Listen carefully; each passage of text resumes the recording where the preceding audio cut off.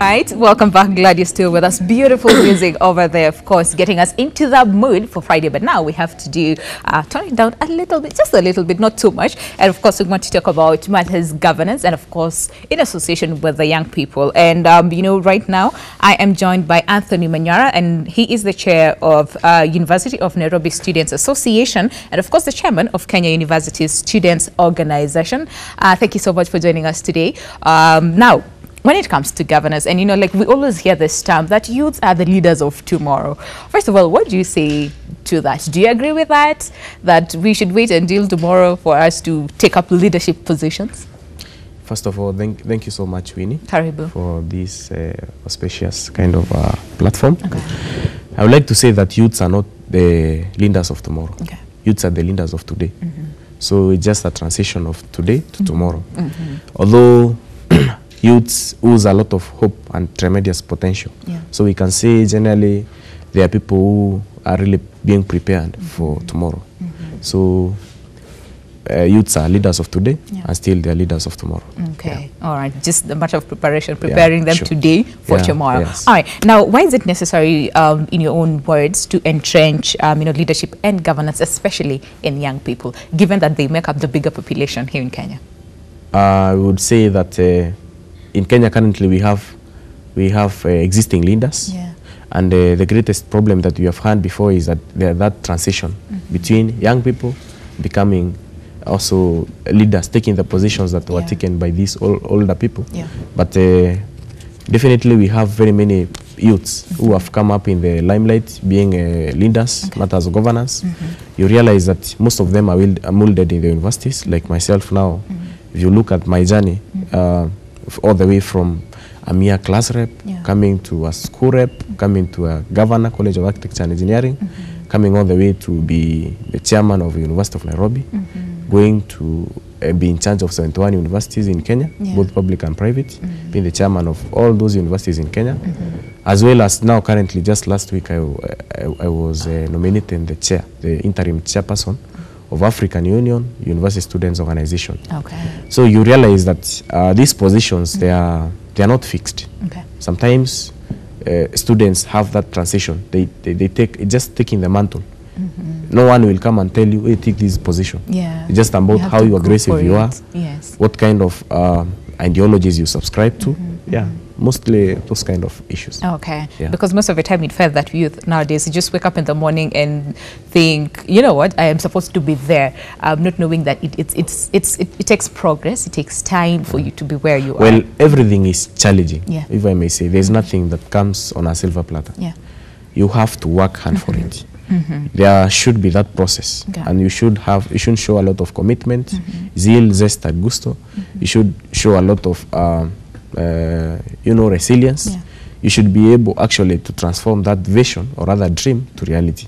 But it takes a process. You have to be focused on the goal. You have to ensure that if you want something, you have to go for it. And you have to be very, very, very committed. All right, for the right reasons.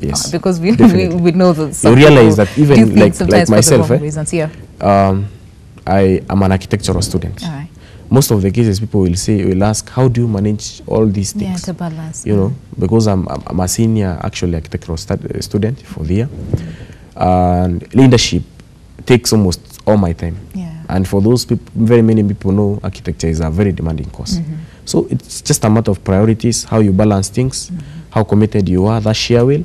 And definitely, if you are so much committed to the goal, nothing can go wrong. And then we also have cases of young people, and I'm sure you've heard this, where so many youths are complaining that they're not enough spaces or enough positions for them. So you, of course, you hold a very big position, of course, in universities, and like you said, you've recently been nominated. So what are you doing to ensure that the young people have a space at the table? Well, definitely, like in the previous past, you realize that leaders were not mentored. Everybody that I have taken as the hand, I've ensured that we have mentored young people. You realize that generally before, let's say this body that was there, Kuso, before, because I'm the one who has come and revived it. It's now in the limelight. You realize that before it was just a one-man show, two-people show, and it was taken like a political organ, which could be just used for hire by politicians. But right now we have more than that leaders who are drawn from different campuses, universities in Kenya. And we have gender balance. There is now no kind of tribalism. We have that diversity and without discrimination. That shows that we are mentoring young leaders, not based on their tribe, based on their color, you know, based on their size of their whatever. It's just how capable you are. How capable you are. Can you be able to transform the vision that we have set for students, the vision that we have set for young leaders to reality? So generally, I would say that starting from the University of Nairobi Student Association, we have been able to mentor so many leaders. You come to realize that 91 leaders in number. In Kuso, we have 31. And in Africa, we have, I think, around 136 student leaders across to represent all those countries. So generally, we will say that we in that kind of platform, it provides a platform for you to metamorphose from a young, promising leader in the university to become a national leader who can be able to, you know,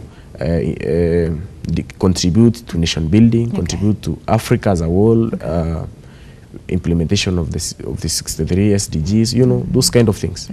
So there is no one generally. Let me tell you, even in the universities, hakuna mtu mwenye atakuja kuambie take this mantle. It is upon you to struggle, to work for it. Because actually there's a lot of competition nowadays. We have very many people coming in the universities. There is no guarantee whether you get a job. You get a very good course like the one that I'm taking right now. I have no idea whether I'll get a job. So the issue of unemployment is there. We as the leaders, we are the ones providing those solutions. But we should also identify the problems and ask ourselves, what can we do to eradicate that kind of, you know, that vast kind problem of unemployment. All right. Okay. Thank you so much for joining us today. In the interest of time, we have to let you go. But then again, I like what you said. At the end of the day, it's not you to sit down and wait for something to come for you. You need to work for it. You need to go for it. And like someone said, that the development of youth leadership is critical to building civic capacity and, of course, long-term community sustainability. So empower today's youth, and, of course, they'll make greater leaders tomorrow.